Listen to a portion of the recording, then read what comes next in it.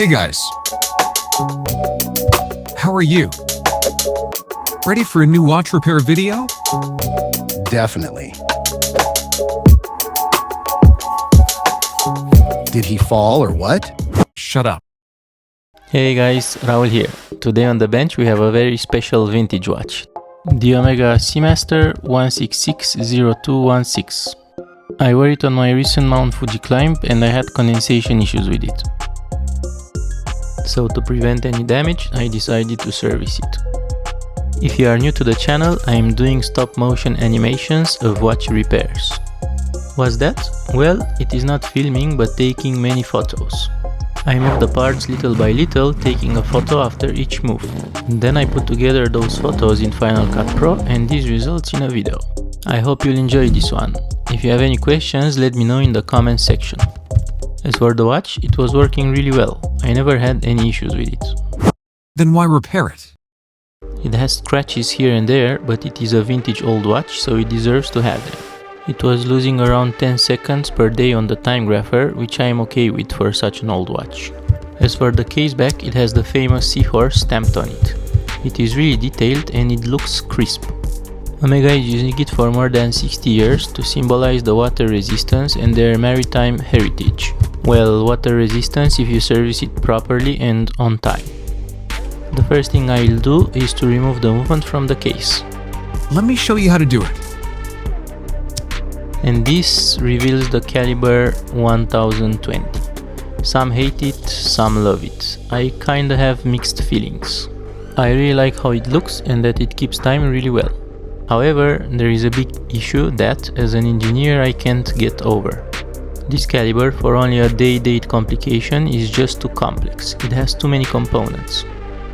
It feels like the Omega engineers went to the drawing board, started designing the parts and stopped after the first prototyping cycle. You know the memes with the WD-40? Does it move? Yes. Should it? Yes. Then no problem, let's mass produce it. Those were the Omega engineers. Nothing is efficient. There are simply too many parts that could have been commonized and simplified. Now it's time for the hands removal. Well, not those hands. By the way, in case it was not obvious, this is not an original dial. I did some research and actually it is quite an interesting story. In the 1970s, South Korea had a big watch repair and dial refinishing industry. Watchmakers would send in damaged or stained dials to be refinished. Because labor was cheap and skill was high, overseas sellers also used Korean dial shops. Because most factory Omega dials were silver, white or black, the refinishers were offering fun colors like yellow, green as an upsell. And somehow those colorful style colors caught on. Shops started to even repaint perfectly good dials to sell like new watches with a flashy face. And this explains the mystery of my watch, as it looks like new, but it has a repainted dial. Going back to the watch, in the meantime I removed the hands, dial and started the movement disassembly. The movement, despite my earlier rant, is really beautiful. It is made out of brass with some gold color galvanic plating. This caliber was Omega's response to the competitors' high beat calibers. It beats at 28,800 beats per hour, which is quite standard nowadays, but it was really high at that time. With the balance wheel removed, I am now taking out the automatic module. The automatic module is the mechanism that links the oscillating weight to the ratchet wheel and mainspring. As a basic principle, when you move your hand, the oscillating weight rotates. The rotation is transmitted by the wheels and pinions of the automatic module to the ratchet wheel. Consequently, the ratchet wheel is rotating, loading the mainspring. And of course, in line with the overall watch concept, the automatic module is also complicated. Check Seiko's magic lever system. They achieved the same with only 3 components. Oh well, what's an extra bridge and 2 wheels between friends? Don't get me wrong, this watch is still an Omega. It keeps time very well and it is really reliable. Before this, they were producing the in-house 550 and 750 movements for a long time that were really successful. Omega was back then an extremely premium brand, maybe regarded even better than Rolex. But somehow, after this movement, Omega didn't produce their in-house movement for the next 50 years. I wonder why?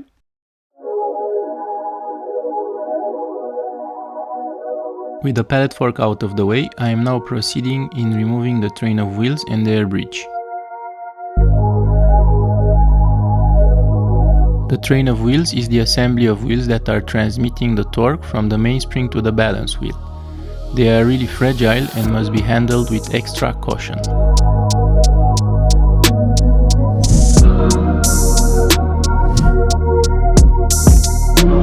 Moving to the dial side, guess what? Everything is so simple and efficient. By the way, believe it or not, I started my watch repair hobby career by servicing this watch. I don't think I could have found a caliber that is more inappropriate to start with than this one. In my defense, even though I lost a spring twice, damaged a jewel spring also twice, eventually I managed to repair it and make it work. Dude, give some slack to this watch. Why bully so much? Shut up.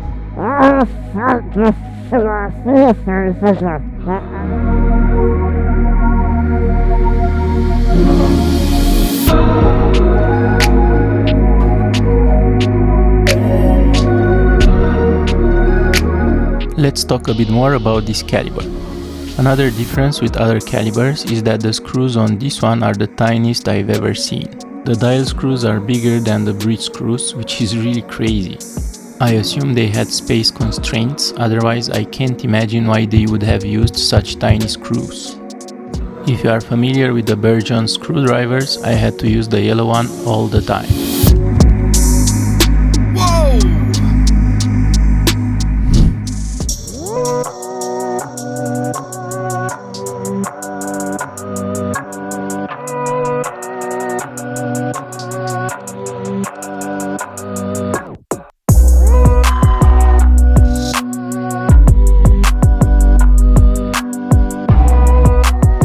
Now you can see the barrel that is the power source of the watch. The power reserve is not bad at all. It can last for 40 hours when fully wound. And lastly, I am removing the keyless works. This is the mechanism that makes possible the winding time, day and date change. And honestly, it is quite standard, nothing special here.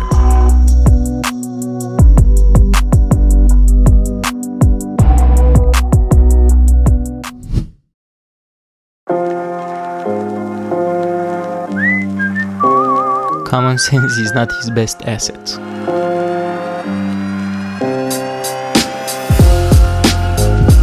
As you may know, I don't have an automatic cleaning machine. So I clean the parts one by one, dipping them in IPA or lighter fluid. I scrub the dirt on the jewels and the one that is stuck using pegwood and also a brush. I use the lighter fluid only for the pallet fork, which has two jewels glued on the body using an adhesive called shellac. This shellac may be damaged by the IPA, but it is okay with the lighter fluid.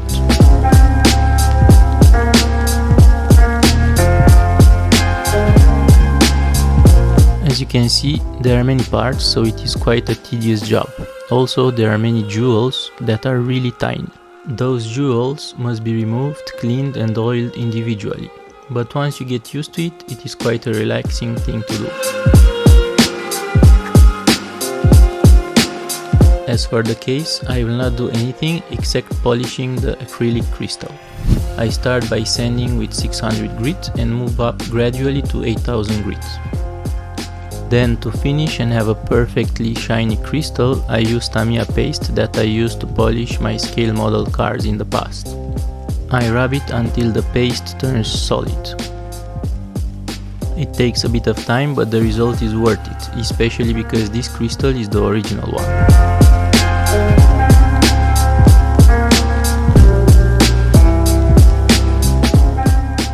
These are all the components cleaned and ready to be put back together. Fingers crossed as I didn't damage anything so far. Well, that's quite unusual.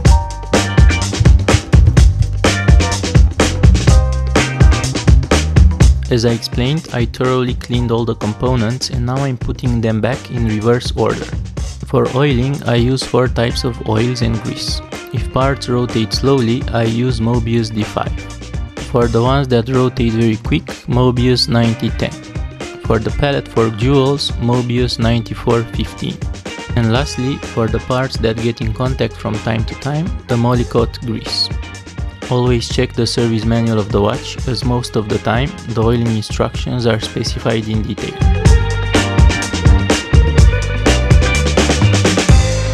Also, there is one more point to keep in mind. When it comes to oiling a watch, less is better. A tiny bit of oil is enough. The components of the watch are really tiny, so if you put too much oil, it can either escape and go places, or it can oppose force against the movement of the components. And this can lead to malfunction, low amplitude, and so on and so forth. Moving forward with the parts assembly, I am now putting back the pallet fork and its bridge. I am also installing the ratchet wheel so that I can wind it and load the mainspring before putting back the balance wheel. If the pallet fork jumps from a side to another when it is gently touched, it means the load from the mainspring is flowing correctly and that you can proceed with installing the balance wheel. I am always nervous at this point as it is a deal breaker moment, but luckily I did a good job and the balance started spinning right away.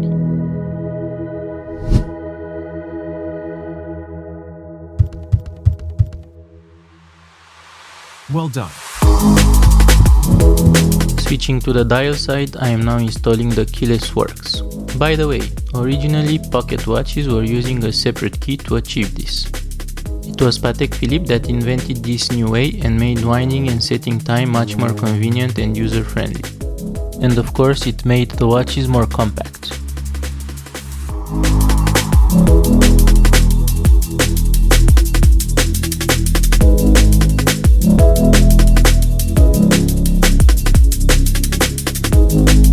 I am now testing if keyless works work correctly. Always test each step before going to the next one, it can save you a lot of time.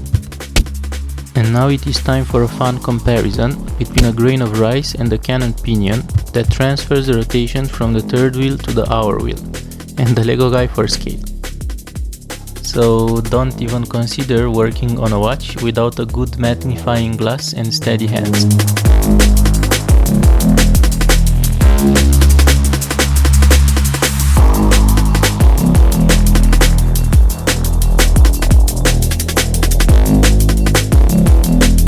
While the watch is ticking, I am proceeding with the parts installation to finish the dial side. All those wheels and pinions are supporting the crown related operations, winding, changing time, day and date. And now we also have an intruder, the second plastic part in this watch. In my opinion, a plastic part doesn't belong in a mechanical watch. They can be in a quartz watch, but not in a mechanical watch. Come on, Omega.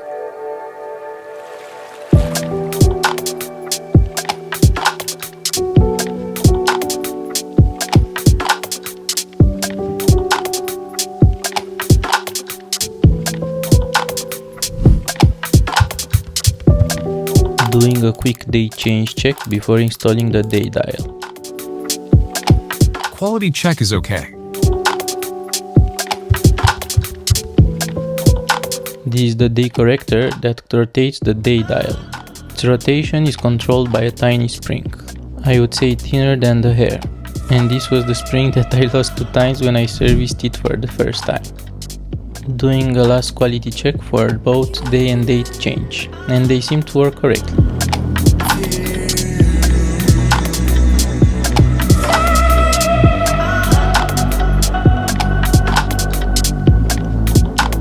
While the Lego guy is enjoying a mug of water, I am putting back the automatic winding mechanism. Cheers.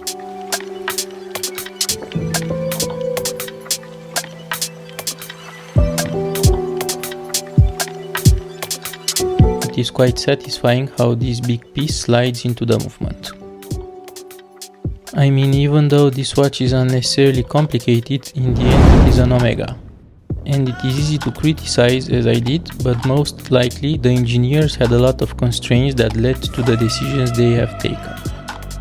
In the meantime, the dial is back, and I think this color is simply gorgeous. Maybe the Korean redialers didn't apply the best print, but the color turned out amazing. We are now reaching the end. I am now putting the movement back in the case. If you look closely, you can now see the tiny Omega logo on the crystal. And this time I will pay extra attention on the sealing to ensure no condensation will ever occur again. There are two sealing points, the gasket on the case back and inside the crown. I will add silicone on both for extra sealing capability.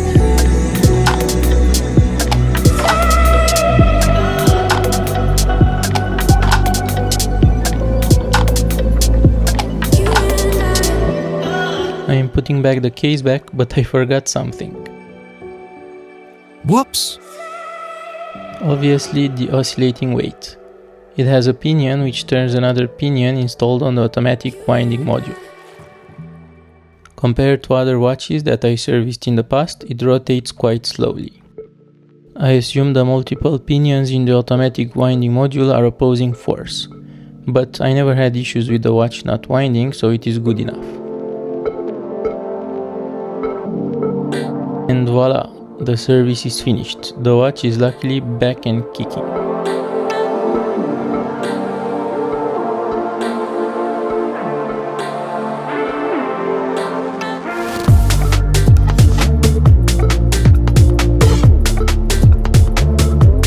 Well done. But is this too big for my wrist?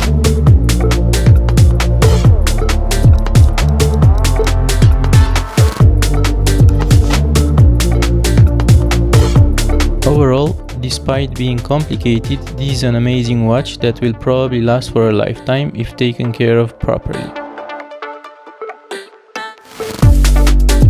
Thanks a lot for watching, and if you like my work, feel free to like, comment and subscribe. And see you in the next one. Cheers!